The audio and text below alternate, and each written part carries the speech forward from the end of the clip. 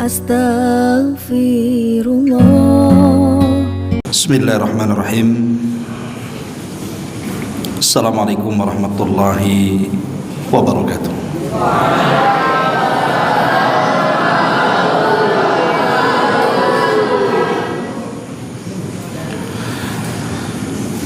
Alhamdulillah, wassalatu wassalamu ala rasulillah wa ala alihi wa sahbihi wa mawalah wa la hawla wa la quwwata illa billahi wa ba'd. Qala Allah azza wa jalla, ya ayyuhalladzina amanu taqullaha haqqa tuqatih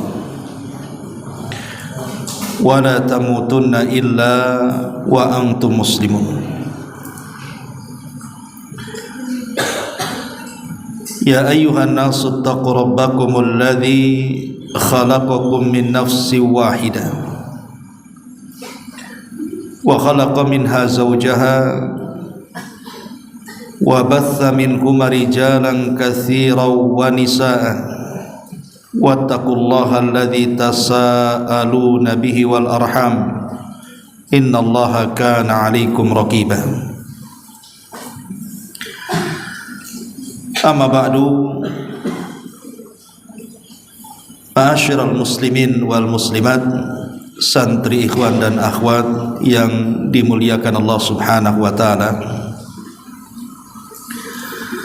Alhamdulillah, di malam hari ini kembali bisa duduk berkumpul untuk berthalabul ilmi di pesantren Jabal Uhud Al-Islami.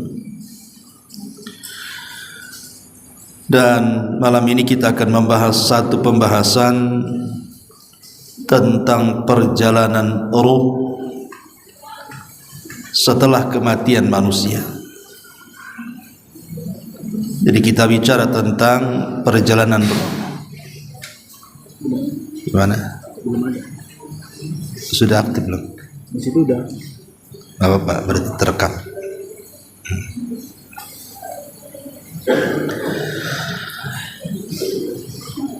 Jadi pembahasan di malam hari ini kita akan membahas tentang perjalanan ruh setelah kematian. Santri ikhwan dan akhwat yang dimuliakan Allah Subhanahu wa taala, kita tahu bahwa kiamat itu terbagi menjadi dua. Ada yang disebut dengan kiamat kecil dan ada yang disebut dengan kiamat besar. Adapun kiamat kecil itulah yang disebut dengan kematian. Nabi sallallahu alaihi wasallam bersabda, "Idza mata ahadukum faqad qamat qiyamatuh." Kalau salah seorang di antara kalian meninggal dunia, berarti kiamat telah tegak kepadanya. Itulah kiamat kecil. Tapi di sana ada kiamat besar. Itulah yang disebut dengan kehancuran alam semesta. Tapi di antara dua kiamat ini, pertama kiamat kecil yang merupakan kematian, dan yang kedua kiamat besar yang merupakan kehancuran alam semesta, yang jelas-jelas pastinya adalah kiamat kecil. Itu jelas pasti. Karena kiamat besar ini Nabi SAW tidak menyebutkan kapan terjadinya, karena harus diawali dengan tanda-tandanya. Dan tanda-tanda menuju kiamat besar itu banyak sekali. Dari tanda-tanda kiamat kecil sampai tanda-tanda kiamat besar. Tapi kalau kiamat kecil merupakan kematian, ini sudah bisa diprediksi. Maksud diprediksi di sini bukan berarti kita tahu kapan kematian kita.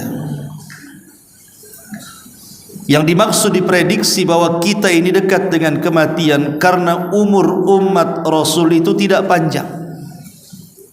Nabi SAW mengatakan berkisar 60 sampai 70 tahun saja. Kalaupun lewat dari 70 tahun itu sedikit. Artinya di usia 60 sampai 70 tahun itu rata-rata manusia sudah meninggal. Kalaupun masih hidup di atas 70, sekali lagi itu tidak banyak jumlahnya. Dari sini kematian itu sebuah kepastian. Dan kematian itu bukan sesuatu yang bisa diangan-angankan. Kenapa? Karena kematian itu sebuah kepastian, pasti datang. Lain dengan cita-cita. Kalau cita-cita itu bisa terjadi, bisa tidak. Adik-adik ingin bercita-cita menjadi ustadz kalau sudah besar, ya bisa jadi ustadz, bisa juga tidak. Ingin menjadi pilot pesawat, bisa jadi, bisa tidak. Ingin jadi dokter, bisa jadi, bisa tidak. Tapi kalau kematian itu tidak mungkin ada istilah bisa mati, bisa tidak. Pasti mati. Karena kematian itu sebuah kepastian. Nah, di malam hari ini kita akan membahas satu hadis yang panjang yang menceritakan tentang perjalanan kematian. Dan kita akan bahas kalimat per kalimat hadis ini, karena hadis ini menjelaskan tentang tema yang kita akan bahas, perjalanan ruh setelah keluar dari jasad. Ma'asyiral muslimin wal muslimat, santri ikhwan dan akhwat yang dimuliakan Allah Subhanahu wa taala. Dulu Ustadz punya kawan. Kawan ini Masya Allah, dia rajin olahraga. Jadi hampir setiap hari dia olahraga. Bahkan terkadang juga selalu fitness, sehingga badannya kekar, badannya keras dan juga sehat. Tetapi qadar Allah, tiba-tiba dia mengalami sakit di kepalanya, kemudian tumbang. Rupanya keesokan harinya ruhnya sudah dicabut oleh Allah Subhanahu wa taala. Dari sini kita tahu bahwa nampaknya ada orang yang sehat badannya, kuat juga fisiknya, bahkan boleh jadi jarang sakit dalam kehidupannya. Tapi kalau sudah datang ajalnya, maka tidak ada yang bisa menghentikan malakul maut untuk mencabut ruhnya. Karena kematian itu mendatangi siapa saja.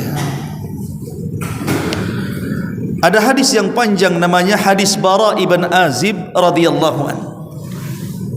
Hadis Bara ibn Azib radhiyallahu an. Hadis ini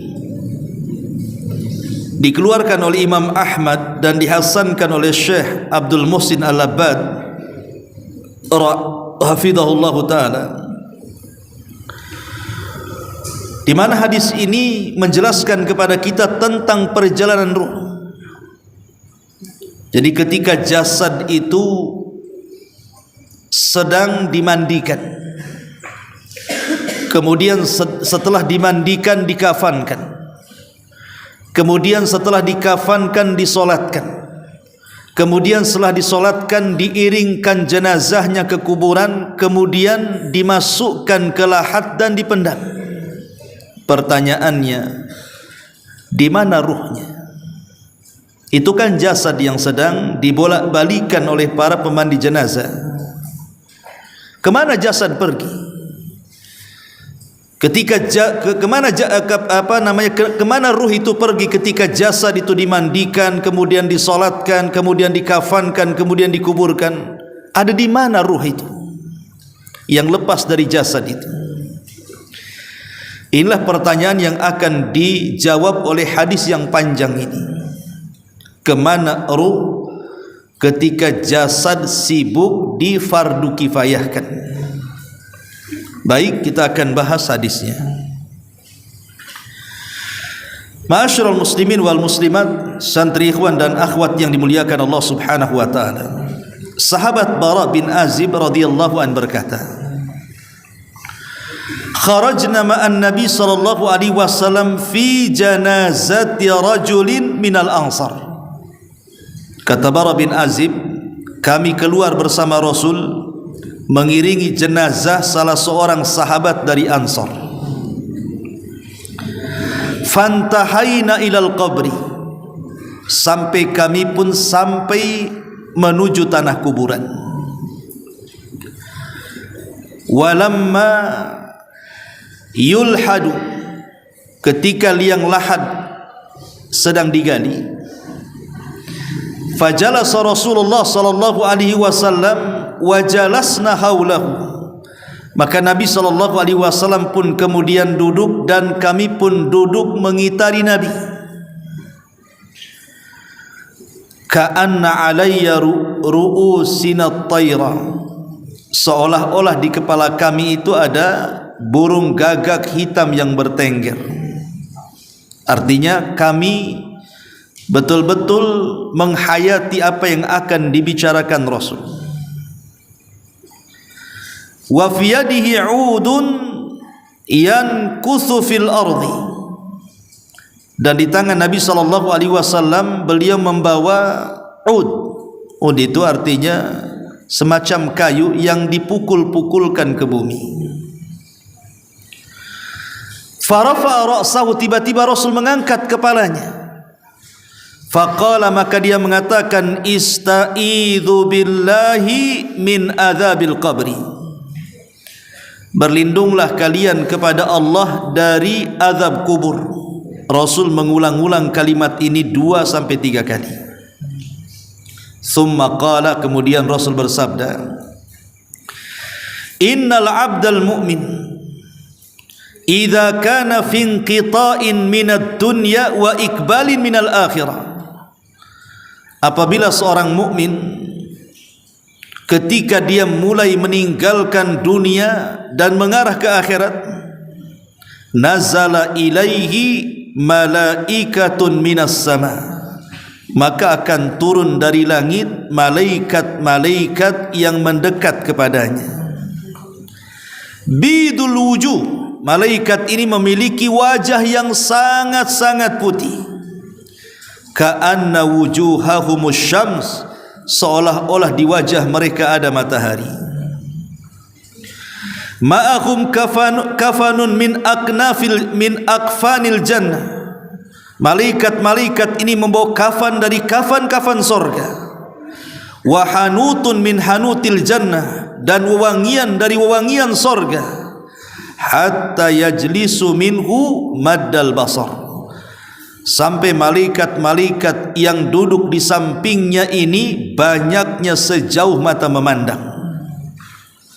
Thumma yaji'u malakul maut, ketika itu datanglah malaikat maut alaihi salam.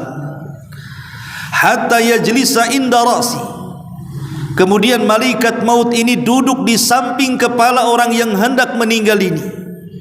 Fayaqul, dan dia mengatakan, ayyatuhan nafsut tayyibatu ukhruji ila maghfiratin minallahi wa ridwan, wahai jiwa yang baik, keluarlah menuju ampunan Allah dan keridhaannya. Ma'asyiral muslimin wal muslimat, santri ikhwan dan akhwat Jabal Uhud yang dimuliakan Allah Subhanahu wa taala. Lihat di sini. Jadi kalau orang itu sudah ditakdirkan meninggal dunia, ditakdirkan wafatnya, ingat kematian itu satu, sebabnya yang banyak. Yang namanya mati itu dicabut ruh dari badan itu disebut mati. Tapi sebab kematian itu yang banyak. Ada yang mati sebabnya kepeleset, mati. Ada yang mati sebabnya minum racun bunuh diri, mati. Ada yang mati karena ditusuk, ada yang mati karena dibunuh, ada yang mati karena tenggelam, ada yang mati karena ditabrak, ada yang mati karena jatuh dari ketinggian, ada yang mati karena berkelahi, dan begitu seterusnya. Sebab kematian itu banyak, tapi kematian itu cuma satu, dicabutnya ruh dari jasad kita.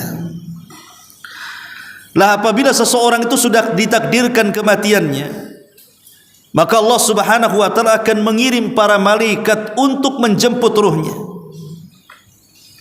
Dan di sana Allah Subhanahu wa taala utus malaikat-malaikat yang disebut dalam Al-Qur'an itu rusulul mauti, utusan-utusan kematian. Tawaffathum rusuluna, artinya malaikatnya bukan satu tapi banyak, tapi yang mencabut roh itu cuma satu, malakul maut.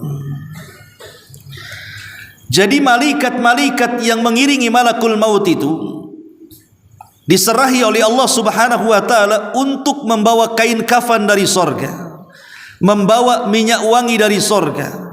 Artinya ini kafan dan minyak wangi, kafan dan minyak wangi yang lain. Karena setiap orang mati juga dikafani dan dikasih minyak wangi. Ini kafannya berbeda. Jadi kafan yang kita siapkan itu hanya untuk jasadnya saja, tapi kafan untuk ruh itu berbeda. Yang menyiapkan kafan dan minyak wangi untuk ruh itu adalah para malaikat. Karena dia seorang mukmin, maka kafan itu diambil dari sorga dan minyak wanginya juga dari sorga.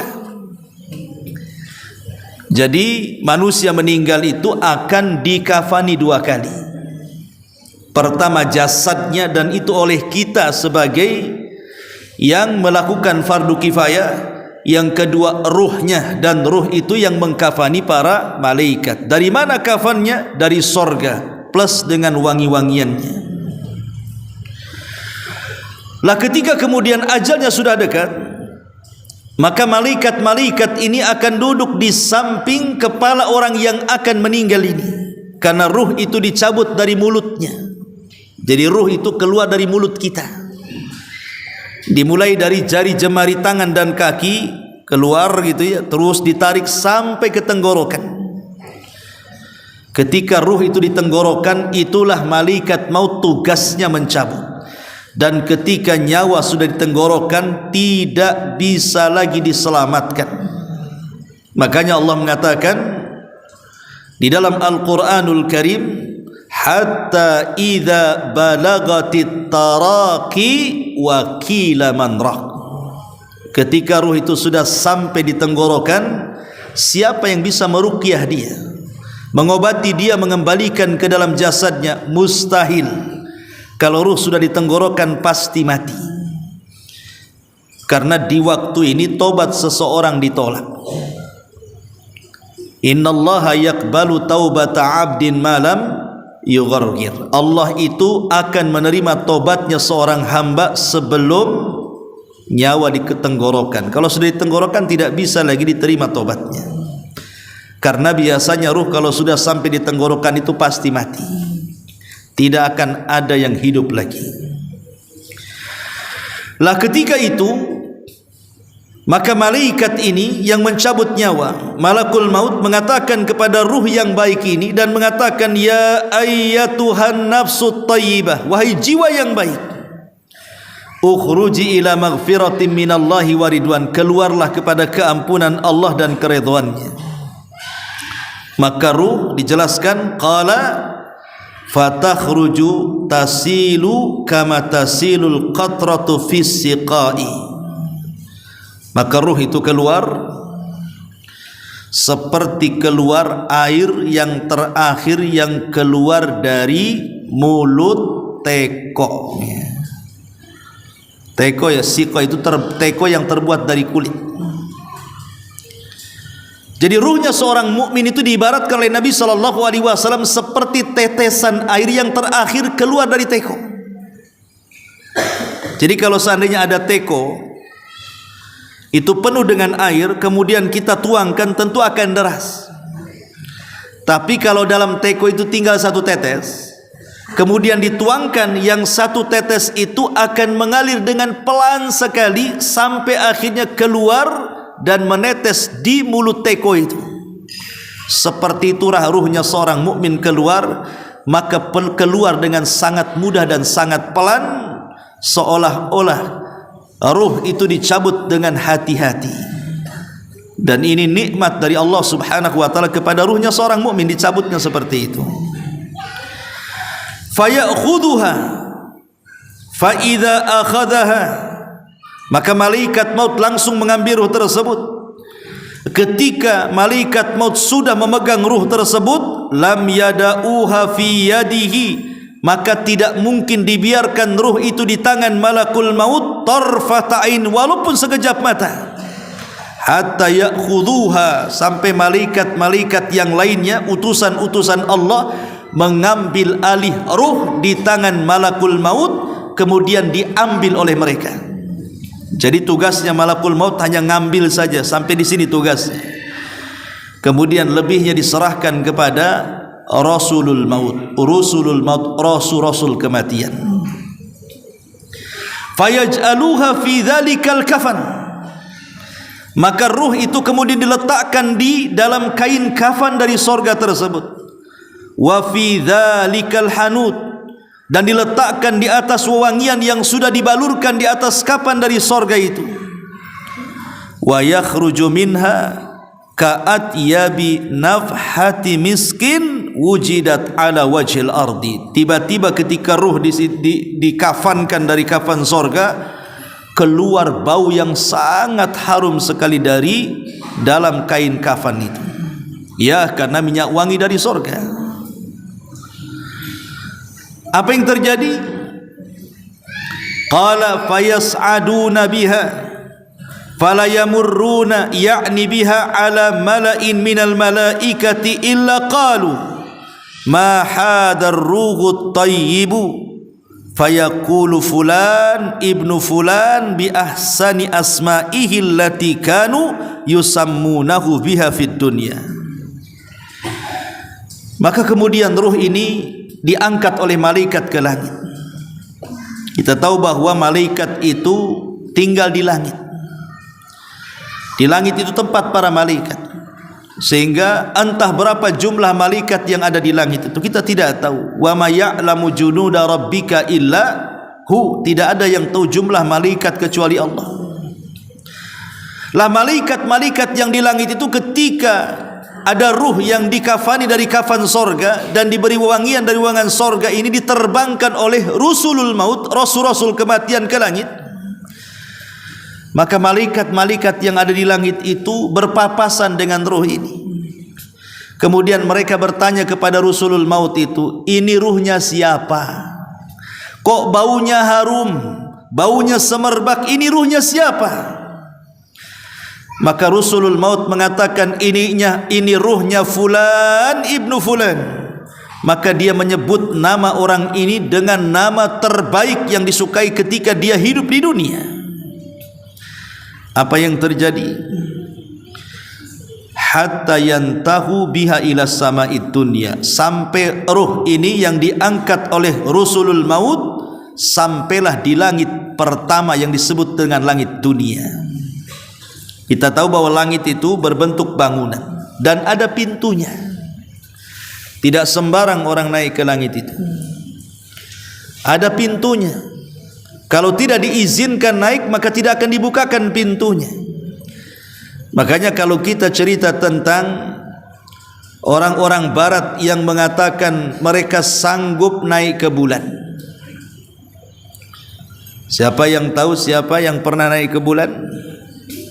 Nah, siapa namanya? Neil Armstrong. Pernah dengar Neil Armstrong naik ke bulan? Ya. Apakah betul Neil Armstrong itu sampai ke bulan? Ini pertanyaan. Dan bulan itu posisinya di mana? Kalau posisi bulan itu di atas langit, artinya melewati langit, berarti Neil Armstrong harus melewati pintu langit. Kalau melewati pintu langit harus izin ke yang menjaga pintu kan. Seperti ruh yang diangkat ini, dia izin kepada malaikat penjaga pintu langit. Kemudian setelah diizinkan, kemudian naik ke langit kedua, kemudian minta izin lagi dinaikkan ke langit ketiga, dan begitu seterusnya. Kira-kira Neil Armstrong diizinkan enggak tuh? Ya. Apa Neil Armstrong kemudian bicara dengan penjaga malaikat? Assalamualaikum. Waalaikumsalam. Kata malaikat, siapa kamu? Neil Armstrong. Ngapain? Mau ke bulan. Mungkin mustahil, Neil Armstrong kafir. Mana bisa dia naik ke bulan? Itu kalau posisi bulan di atas langit. Tapi kalau posisi bulan di bawah langit, ya mungkin, karena tidak ada pintu di bawah langit. Tapi yang jelas bahwa percaya dan tidak kita ini soal kisah itu, apalagi Neil Armstrong itu naik ke bulan itu di zaman di mana teknologi tidak secanggih sekarang, sehingga banyak pertanyaan. Karena yang menaikkan Neil Armstrong ke bulan itu kan 3 pesawat. Pertama pesawatnya lepas, kemudian setelah naik sedikit lepas pesawat yang kedua, kemudian tinggal yang paling moncong ujungnya ke bulan. Pertanyaannya, ada bandara di bulan? Di bandara mana dia di bulan? Macam mana dia mendaratnya? Pertanyaannya lagi, macam mana dia baliknya? Ada yang jual pom bensin di situ kalau kehabisan bensin? Ya. Jadi banyak pertanyaan. Apalagi kemudian dia menancapkan bendera Amerika, rupanya benderanya berkibar-kibar. Mana ada di bulan oksigen? Berarti kan ini settingan di padang pasir nih. Kita tidak tahu, wallahu alam, soal benar dan tidaknya. Kemudian dengan bangganya pulang ke bumi membawa tanah dari bulan. Jangan-jangan di padang pasir kan itu. Oke lah, itu cerita Neil Armstrong lah, benar tidaknya wallahu alam. Kembali kepada ruh ini. Akhirnya kemudian setelah ruh ini dinaikkan, fayastaftihuna lahu, mereka pun minta dibukakan pintunya. Fayuftahu lahum, maka dibukakan, karena yang naik itu ruhnya seorang mukmin. Fayusayyi'uhu min kulli sama'in muqarrabuha ila sama'il lati taliha, maka malaikat-malaikat ikut mengiringi ruh ini sampai ke langit kedua, ketiga, keempat, kelima, sampai ketujuh, hatta yantahi bihi ila sama'is sabi'ah. Ketika sudah melewati langit ketujuh, artinya sudah di atas tuh, ya. Fayaqulullahu azza wa jalla, maka Allah subhanahu wa ta'ala tiba-tiba berfirman, uktubu kitab abdi fi illiyin, letakkan catatan buku-buku hambaku di tempat yang paling tinggi yang disebut dengan illiyin. Wa u'iduhu ilal ardi fa inni minha khalaqtuhum wa fiha u'iduhum wa minha ukhrijuhum taratan ukhra. Kemudian ruhnya balikkan ke bumi, karena sesungguhnya aku ciptakan ruh, aku ciptakan mereka dari bumi, dan aku kembalikan mereka ke bumi, dan aku akan keluarkan kedua kalinya dari bumi. Itulah hari kebangkitan. Fatu'adu ruhuhu fi jasadihi, tiba-tiba ruhnya dihantar kembali ke bawah, kemudian masuk ke dalam jasadnya. Ketika ruh itu masuk ke dalam jasadnya, ikhwan, maka ruh itu tiba-tiba sudah menyatu lagi dengan jasadnya. Bayangkan, apa tidak kaget dia? Bagaimana mungkin ketika ruh kemudian dimasukkan ke dalam jasadnya orang tidak kaget? Pasti kaget. Kenapa dia berada di ruangan yang hanya 1 kali 1,5 meter, kemudian gelap lagi? Yang boleh jadi ketika sebelum matinya dia berada di rumah sakit, banyak orang di sekitarnya, atau mungkin ada di rumah sedang berbaring, banyak orang yang menunggunya, atau mungkin dia sedang berada di jalan, ramai orang melihatnya. Tiba-tiba ketika ruh keluar dan dikembalikan ke dalam jasadnya, dia berada di ruangan yang sangat sempit, 1 kali 1,5 meter, dan gelap lagi. Kemudian dia sempat mendengar suara sandal-sandal yang mengantarnya. Dia mendengar suara itu, suara sandal, mungkin suara sandal saudaranya, suara sandal anaknya, suara sandal pasangannya, suara sandal orang tuanya. Sampai kemudian dia mendengar makin jauh, sampai akhirnya hilang suara itu. Ketika dia sudah tidak bisa mendengar lagi suara sandal penghantarnya, apa yang terjadi? Yang terjadi tiba-tiba datang malaikat yang akan bertanya beberapa soalan kepada dia. Kemudian Rasul sallallahu alaihi wasallam melanjutkan, fayatihi malakan, tiba-tiba datang dua malaikat, fayujlisanihi, kemudian dua malaikat ini betul-betul mendudukkan orang ini, karena sudah bergabung ruh dengan jasad kayak kita ini. Ruh dengan jasad sudah menyatu, tiba-tiba didudukkan, duduk kamu. Dalam riwayat, malaikat ini sangat menakutkan. Aswadan, azraqan. Dua malaikat Munkar dan Nakir ini sangat hitam dan sangat menakutkan. Tiba-tiba membentak di tengah-tengah kegelapan. Subhanallah. Tiba-tiba kemudian keduanya mengatakan, man rabbuk, siapa Rabbmu? Man rabbuk, siapa Rabbmu? Subhanallah. Ya. Tapi Allah Subhanahu wa taala berfirman di dalam Al-Qur'anul Karim, yuthabbitullahu alladhina amanu bil qawli tsabit.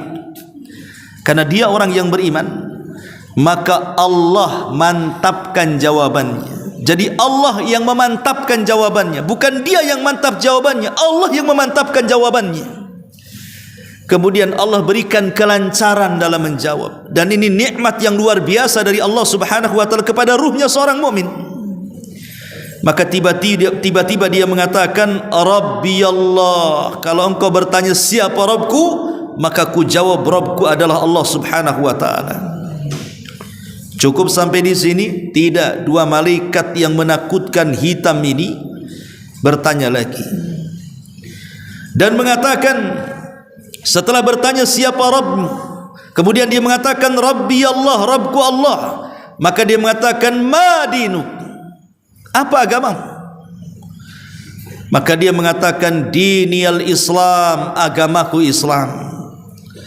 Kemudian malaikat itu bertanya lagi, ma hadar rajul alladhi bu'itha fikum, kenal enggak orang yang telah diutus kepadamu siapa?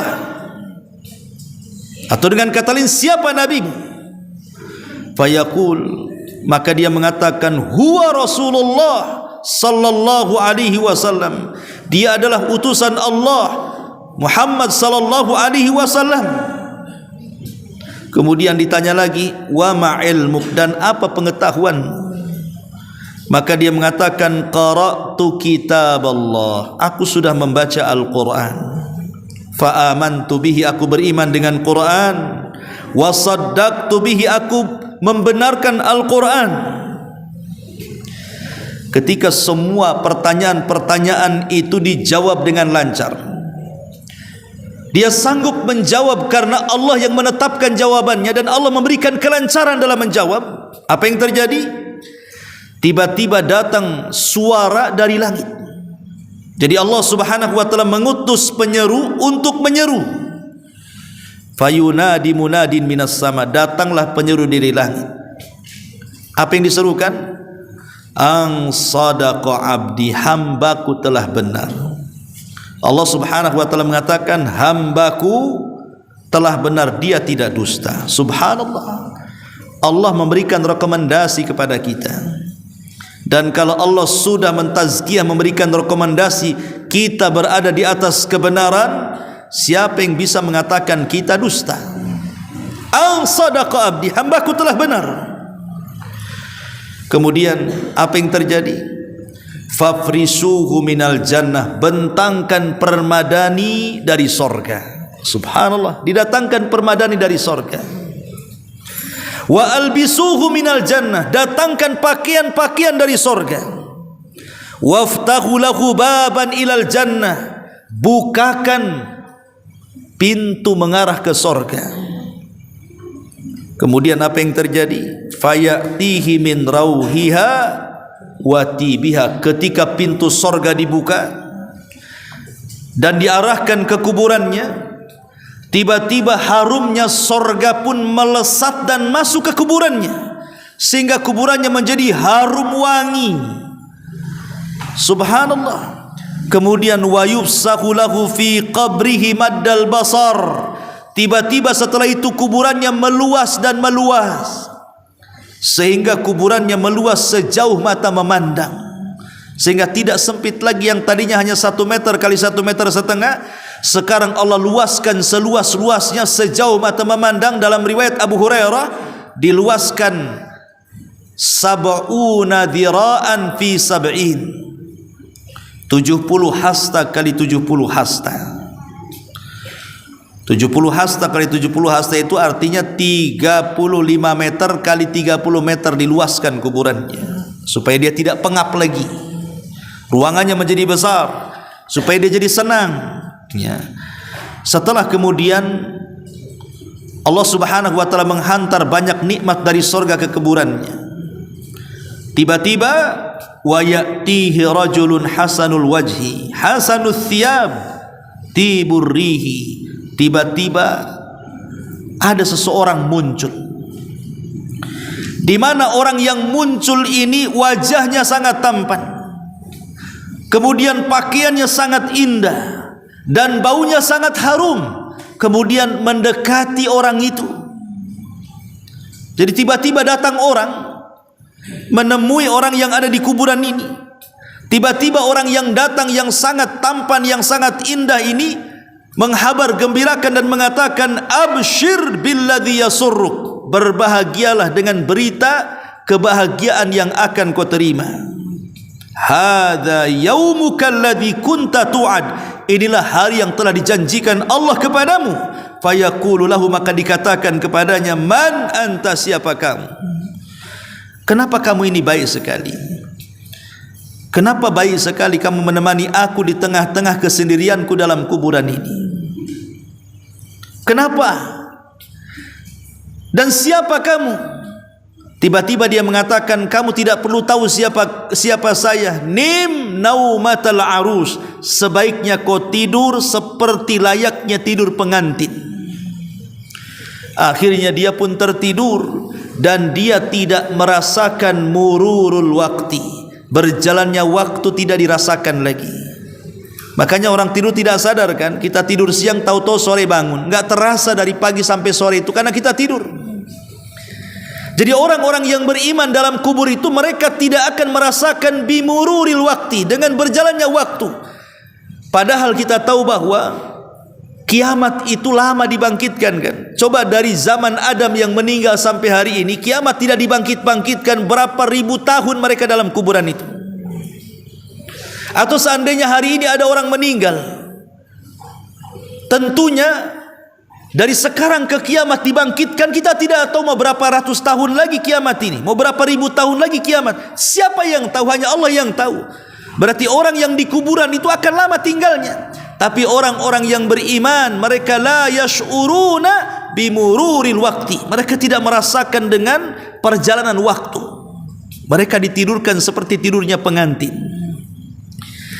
Tapi setelah kemudian Allah Subhanahu wa taala perintahkan Israfil untuk meniup sangkakalanya, maka orang yang tampan, orang yang baik, orang yang indah, orang yang wangi ini tiba-tiba membangunkan, "Hei, bangun, bangun, bangun. Kau udah lama tidur."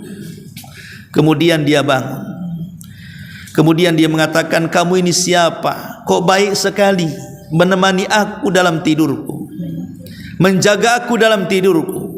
Tiba-tiba orang ini mengatakan, ana amaluka saleh, sayalah amal salehmu, sayalah solatmu, sayalah puasamu, sayalah birrul walidainmu, sayalah zikirmu, sayalah sedekahmu, sayalah berbuat kebaikanmu, saya amal salehmu.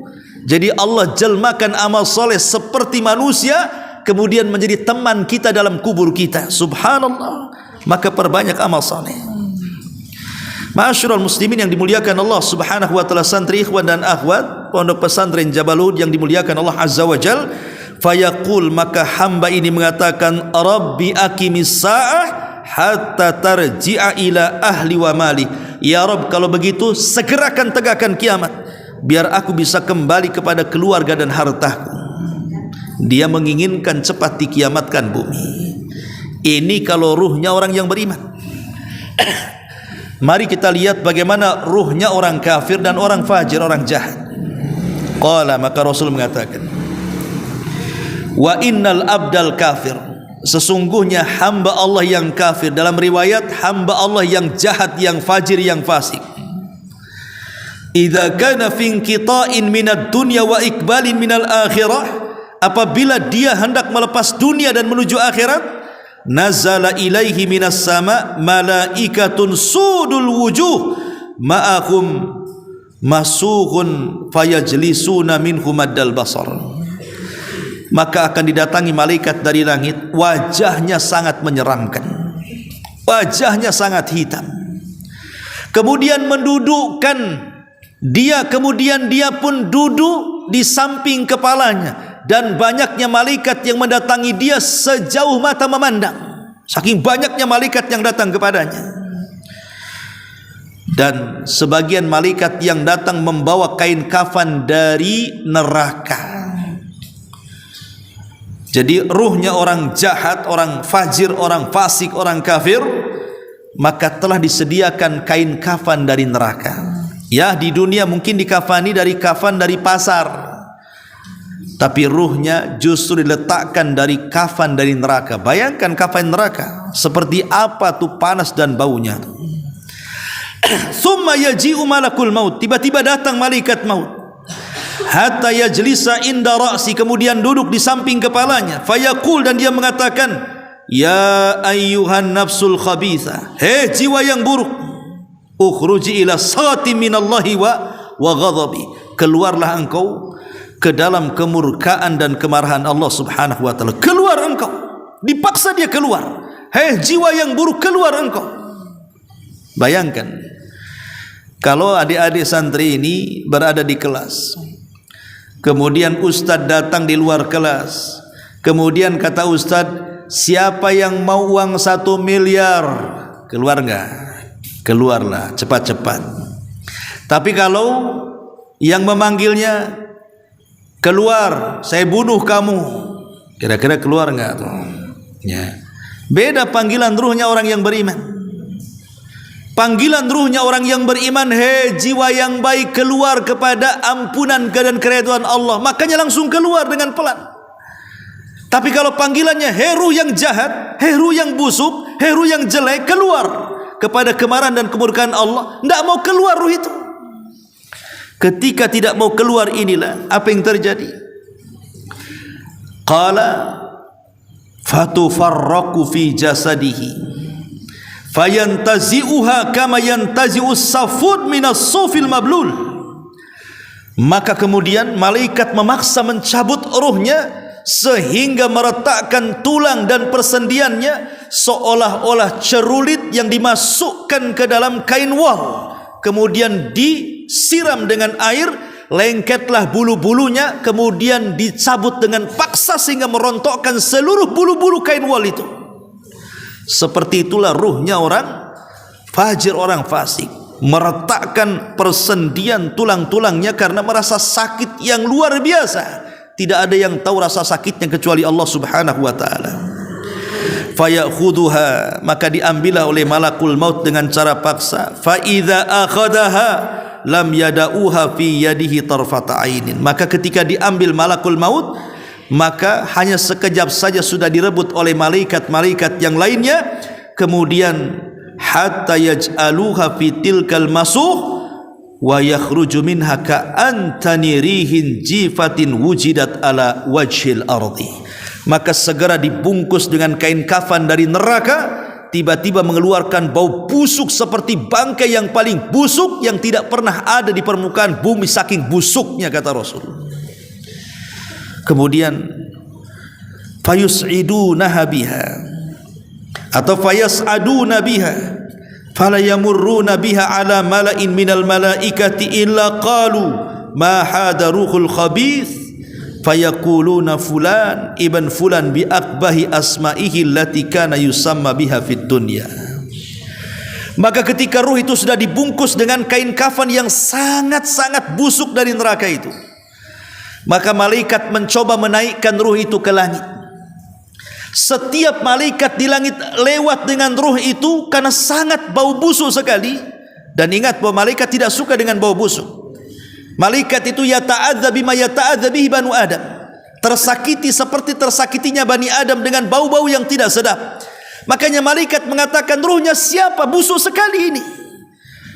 Maka malaikat yang membawanya mengatakan, ruhnya fulan ibn fulan, disebut dengan paling buruknya nama yang pernah ada di permukaan bumi. Akhirnya malaikat melaknat dan mencaci semua malaikat di langit, melaknatnya. Kemudian malaikat yang membawa ruh ini hatta yantahiya bihi ila as-sama'id dunya. Maka ketika sudah sampai di langit pertama, langit dunia, fayastaftihu lahu, malaikat yang membawa ruh itu minta izin, tolong bukakan pintu. Tetapi apa yang terjadi? Fala yuftah lahu, sama sekali tidak dibukakan pintunya. Tidak boleh naik ke langit.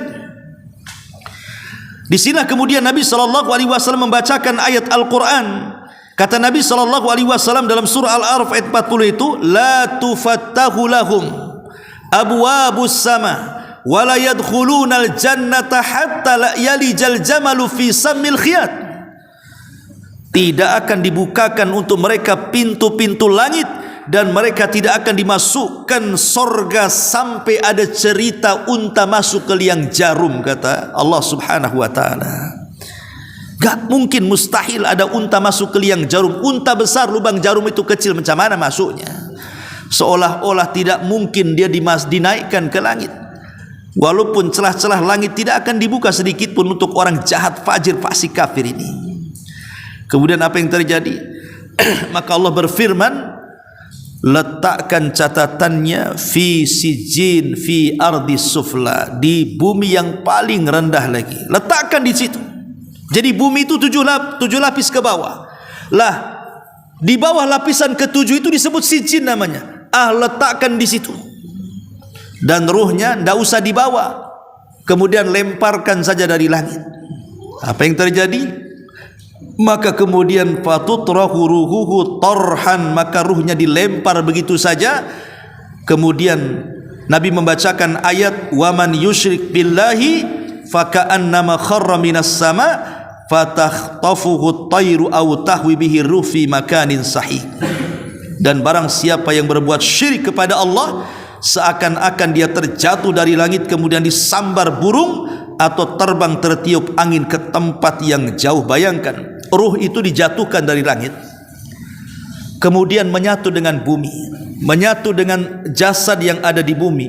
Ketika dia sadar, seolah-olah retak semua tulang-tulangnya. Jadi seolah-olah dia jatuh dari ketinggian. Gimana rasanya lah? Coba umpamanya kita naik ke sini berapa meter, 15 meter atau 20 meter. Kemudian sengaja kita menjatuhkan diri ke aspal atau ke tembok. Itu rasanya gimana tuh? Lah itulah yang dirasakan ruh ketika dilemparkan oleh malaikat dari langit, kemudian menyatu dengan jasadnya di bumi. Ketika dia sadar, seolah-olah sakitnya luar biasa, karena seolah jatuh dari ketinggian masalahnya. Subhanallah, ya. Kemudian fatu'adu ruhuhu fi jasadihi, ketika rohnya sudah bersatu dengan jasadnya, dia kaget berada di ruangan yang sempit 1 kali 1 meter persegi, kemudian gelap gulita lagi di situ, gelap, dan dia mendengar suara terompah yang mengantarkannya semakin jauh, semakin senyap. Ketika sama sekali tidak mendengar suara terompah pengantarnya, tiba-tiba datanglah 2 malaikat dan mengatakan, man rabbuk, siapa Rabbmu? Dengan dibentak, siapa Rabbmu? Karena dia orang kafir, dia orang fasik, dia orang jahat. Allah tidak memberikan ketetapan jawabannya, dan Allah tidak memberikan nikmat kelancaran dalam jawabannya, sehingga dia hanya mengatakan ha la adri, ha la adri, aku tidak tahu, aku tidak tahu. Terus dia mengatakan aku tidak tahu. Fayunadi munadin, kemudian dikatakan lagi kepada dia, siapa nabimu? Lagi-lagi dia mengatakan, la adri, aku tidak tahu. Siapa agamamu? Lagi-lagi dia mengatakan, aku tidak tahu. Ditanya siapa Rabbnya, tidak tahu. Ditanya nabinya, tidak tahu. Ditanya agamanya, tidak tahu. Dan mengatakan, la adri, aku tidak tahu. Maka kemudian Allah Subhanahu wa taala mengatakan dari langit, "An kadzaba 'abdi, hambaku telah berdusta. Hambaku telah berdusta. Fa afrisu lahu minan nar." Bukakan neraka, arahkan ke kuburannya. Waftahu lahu baban minan nar. Bukakan pintu neraka, arahkan ke kuburannya. Apa yang terjadi? Fayatihi min harriha wa sumumiha. Tiba-tiba neraka itu membawakan hawa yang panas sekali ke dalam kuburannya dan membawa bau busuk yang luar biasa ke dalam kuburannya, seolah-olah dia berada di ruang sauna yang luar biasa panasnya, terbakar badannya. Dan setelah itu tiba-tiba Allah katakan, Rasulullah SAW katakan, wa yudayyaku alaihi qabruh. Tiba-tiba kuburannya menyempit. Jadi kuburannya orang yang beriman meluas sejauh mata memandang. Tapi kuburannya orang fasik, orang fajir, orang jahat tiba-tiba menyempit. Kemudian terjadilah apa yang disebut dengan dhaghtatul qabri, himpitan kuburan. Betul-betul kuburan dihimpit kepada orang ini. Apa yang terjadi? Hatta takhtalifa fihi adlauhu. Maka seluruh persendian dan tulang-tulangnya hancur remek karena himpitan kuburan itu. Wa ya'tihi rajulun qabi. Setelah kejadian itu, tiba-tiba datang seorang laki-laki yang sangat buruk rupanya, muntinurri, sangat busuk baunya. Kemudian dia mengatakan, abshir billadhi yasu'uk, bergembiralah dengan berita yang akan menyedihkanmu selamanya. Hadza yaumuka alladhi kunta tu'ad, inilah hari yang ditunggu-tunggu Allah untukmu. Kemudian dia pun menangis, tapi tidak ada yang bisa mendengar.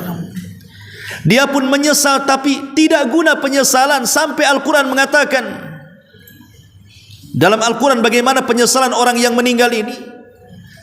Apa kata orang yang dalam kuburan? Dia mengatakan, laula akhartani ila ajalin qarib fa asaddaqa wa akum minas salihin. Ya Rabb, kalau aku punya waktu sesaat, kembalikanlah aku ke bumi, biar aku bisa bersedekah, biar aku bisa beramal saleh. Tapi Allah mengatakan tidak. Kalla innaha kalimatun huwa qailuha. Ketika dia mengatakan qala rabbirji'uni la'alli a'malu salihan fima tarak, kalla innaha kalimatun huwa qailuha wa min waraihi barzahun ila yaumi yub'atsun. Ketika dia mengatakan kembalikan aku ya Rabb, kembalikan aku ya Rabb ke bumi, kata Allah, tidak mungkin, itu kata-kata dongeng kamu saja. Mustahil orang mati dikembalikan, karena sudah ada barzah, dinding yang memisahkan alammu dengan alam dunia, kata Allah. Maka ketika itu orang ini terus mencambuk, yang disebutkan dalam riwayat dia membawa gada, orang yang jelek rupa ini di tangannya membawa gada yang kalau dipukulkan di gunung Uhud itu amburadul dan hancur gunung Uhud itu. Bagaimana kalau dipukulkan di kepala orang ini? Kalau gunung saja bisa hancur, maka kemudian kepala orang bisa hancur. Maka orang ini bertanya, man anta, siapa kamu, kau datang menyiksa aku? Siapa kamu? Fawajhukal wajhu yaji'u bisyarr, wajahmu membawa keburukan kepadaku. Fayaqul, maka orang ini mengatakan, ana amalukal khabith, ana amalukal khabith, saya amal burukmu, sayalah zinahmu, sayalah judimu, sayalah mabokmu, sayalah ghibahmu, sayalah dustamu, dan begitu seterusnya. Disebutkan amal-amal keburukannya. Kemudian mendengar dia mengatakan seperti itu, maka dia takut kalau kiamat dibangkitkan tentu akan lebih buruk lagi kondisinya. Maka dia mengatakan, Rabbila taqimissa'a, Rabbila taqimissa'a. Kalau gitu ya Rabb, jangan kau tegakkan kiamat, jangan kau tegakkan kiamat. Karena dia tahu kalau tegak kiamat, neraka lebih buruk dibandingkan azab kuburan. Ma'asyiral muslimin wal muslimat, santri, ikhwan dan akhwat yang dimuliakan Allah Azza wa Jalla. Lihat dari sini perbedaan perjalanan ruh seorang mukmin dengan perjalanan ruh orang kafir dan orang fajir. Para ulama mengatakan bahwa peristiwa di kuburan itu ada 4 peristiwa. Yang pertama fitnah kubur. Fitnah kubur itu disebut dengan su'al malakaini, pertanyaan dua malaikat mungkar dan nakir. Setelah fitnah kubur terjadi namanya dhaghtatul qabri, himpitan kubur. Dan himpitan kubur ini semua akan merasakannya, tidak mukmin, tidak kafir, tidak bayi, tidak orang dewasa, tidak laki-laki, tidak perempuan, semua akan merasakan himpitan kubur. Makanya ketika kematian Sa'ad bin Mu'ad, pemimpin Aus, pemimpin Ansar, Rasul mengatakan saat kematiannya arsy Allah bergegar karena kematian Sa'ad. Kemudian 70.000 malaikat turun mengiringi jenazahnya. Kemudian kata Rasul, kalau ada orang yang selamat dari himpitan kubur maka Sa'adlah orangnya. Tapi Sa'ad tidak selamat dengan himpitan juga. Sampai ada bayi yang belum punya dosa dikuburkan dan Rasul mengatakan, lau naja la naja hadas sabi. Kalau seseorang itu selamat dari himpitan, yang harusnya selamat bayi inilah yang selamat, tapi si bayi juga tidak selamat. Jadi tidak ada yang selamat dari himpitan kuburan. Kalau fitnah kubur, pertanyaan dua malaikat, ada orang-orang yang tidak terkena pertanyaan. Ada macam-macam orang itu karena amalannya dia tidak difitnah kubur. Tetapi kalau himpitan kubur semua kena. Lalu kalau memang semua kena, apa bedanya mukmin dengan kafir? Al-Hafidz Ibnu Hajar mengatakan bahwa perbedaan himpitan Allah menghimpit orang-orang yang beriman dengan orang kafir dalam kuburannya itu, kalau himpitan orang kafir memang betul-betul akan meretakkan semua tulangnya, meretakkan semua persendiannya. Dia akan menjerit di mana seluruh binatang mendengarnya, kecuali tsaqalaini, manusia dan jin, tidak mendengarnya karena jeritan kesakitannya.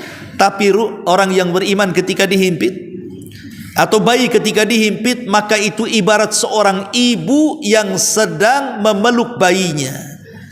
Karena kita berasal dari tanah dan akan kembali ke tanah dan akan dikeluarkan dari tanah. Jadi seolah-olah tanah itu ibu kita. Jadi orang yang beriman seolah-olah kembali kepada ibunya. Ketika dihimpit maka seolah-olah seorang ibu yang menghimpit bayinya. Kan tidak mungkin seorang ibu menghimpit bayinya kemudian bayi kesakitan, kan pasti dia akan hati-hati. Itulah bedanya himpitan orang yang beriman dengan himpitan orang-orang kafir. Baru setelah itu ada dua peristiwa. Pertama azab kubur, yang kedua nikmat kubur. Ya, bisa masuk kepada azab kubur, bisa masuk ke nikmat kubur. Kalau azab kubur tentu maksudnya lubang yang menuju arah neraka, tapi kalau nikmat kubur adalah raudun min riyadil jannah, taman dari taman-taman menuju surga. Ya. Ma'asyiral muslimin wal muslimat, santri ikhwan dan akhwat yang dimuliakan Allah Subhanahu wa taala, inilah di antara kisah tentang perjalanan ruh seorang mukmin. Taib, kita akan bagi hadiah karena Ustaz tidak bawa makanan. Ini ada hadiah. Hadiahnya apa ini? Oke, ada amplop THR. Hadiahnya THR buat kamu. Ini ada tulisannya THR buat kamu. 1, 2, 3, 4, 5, 6, 7, 8, 9, 10. 5 ikhwan, 5 akhwat.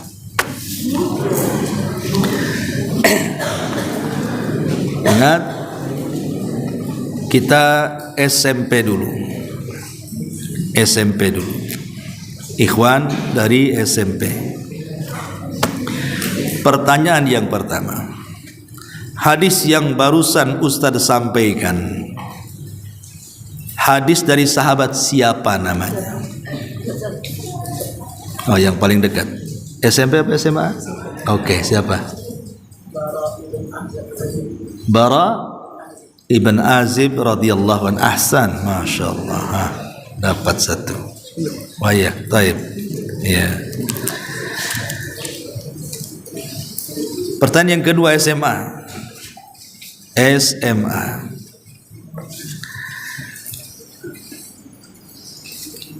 Hadis yang tadi Ustaz sampaikan dari hadis Bara ibn Azib radhiyallahu anhu. Di situ dikisahkan tentang ruh seorang mukmin. Ruh seorang mukmin. Ruh seorang mukmin ketika dicabut oleh malaikat, seperti apa dicabutnya? Ujung langsung.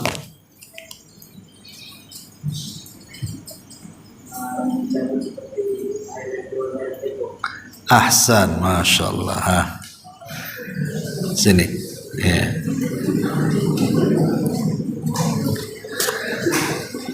Balik ke SMP lagi. Perhatikan. Tadi dalam hadis Bara bin Azib radhiyallahu anhu tentang kematian seorang mukmin. Tentang kematian seorang mukmin,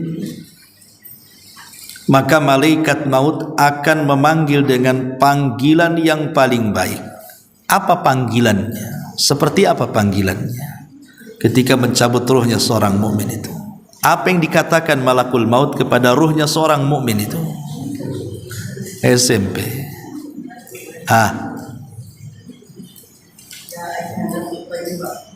Ya ayuhan nafsut thayyibah, terus ukhruji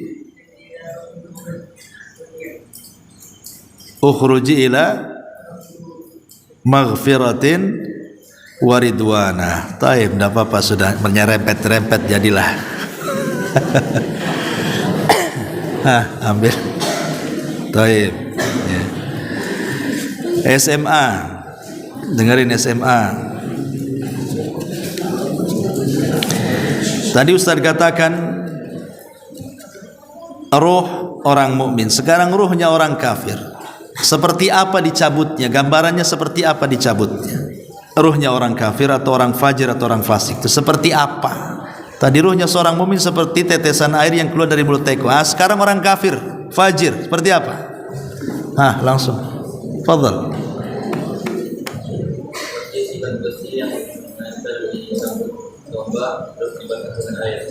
Kemudian dicabut. Ahsan, masya Allah. Seperti safud. Safud itu, fadhal.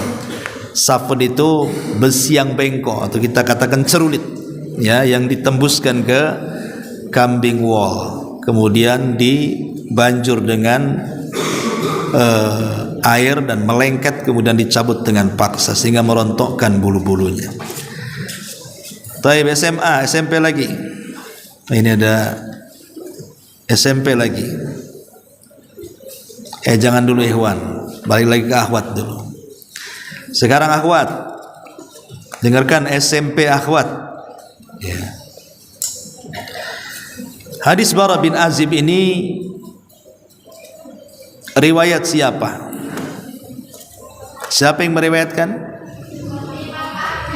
Satu aja, Imam Ahmad. Ahsanti. Taib. SMA dengarkan, yang SMA ya.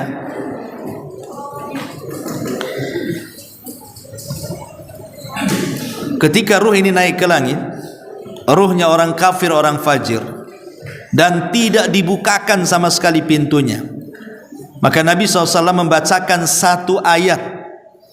Surat apa itu? Surat apa ayat yang dibaca Nabi SAW ketika ruhnya orang kafir tidak bisa menembus pintu bumi, pintu langit pertama di dunia? Atau kalau tidak tahu suratnya, nama surat dan ayatnya sebutkan bagaimana bunyinya.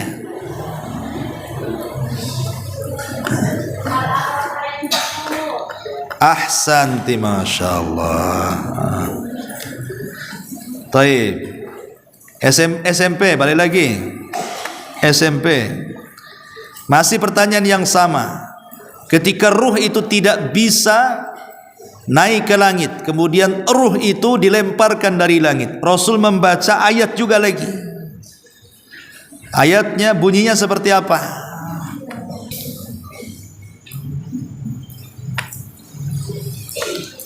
Halo?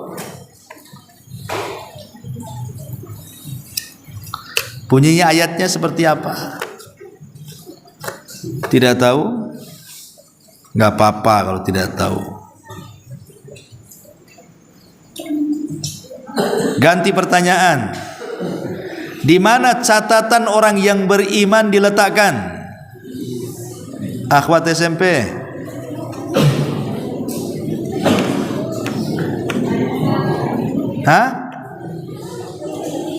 Fil illiyin. Ahsanti. Yang SMA, di mana catatan orang kafir diletakkan?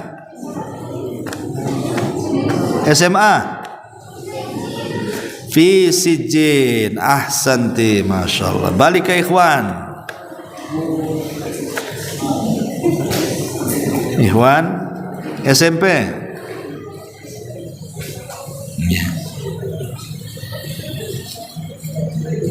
Peristiwa kubur itu ada 4. SMP, sebutkan 4 peristiwa dalam kubur SMP. Antum. Jangan baca, berdiri. 1, fitnah kubur. 2, himpitan kubur. 3, azab kubur. 4, nikmat kubur. Ahsan, masyaallah. Ahsan. SMA, apa perbedaan himpitan kepada orang beriman dan kepada orang kafir? Sama-sama dihimpit. Ujung. Cepat. Ya Allah, kum. Ngomong. Udah dari situ saja. Serak. Enggak apa-apa, serak. Diserakkan di suaranya.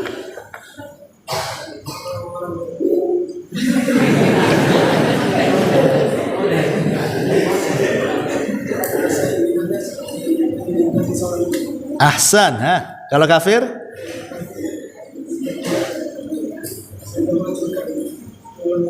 Ahsan, masyaallah. Fadhal.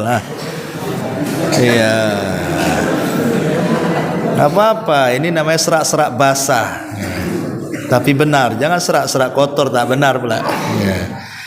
Baik, sampai di sini kajian kita. Mudah-mudahan ada manfaatnya. Subhanakallahumma bihamdika, asyhadu an la ilaha illa anta astaghfiruka wa atubu ilaik. Allahu ta'ala. Assalamualaikum warahmatullahi wabarakatuh. Akhwat jangan keluar dulu, ikhwan dulu keluar ya. Akhwat diam dulu, biar ikhwan keluar dulu.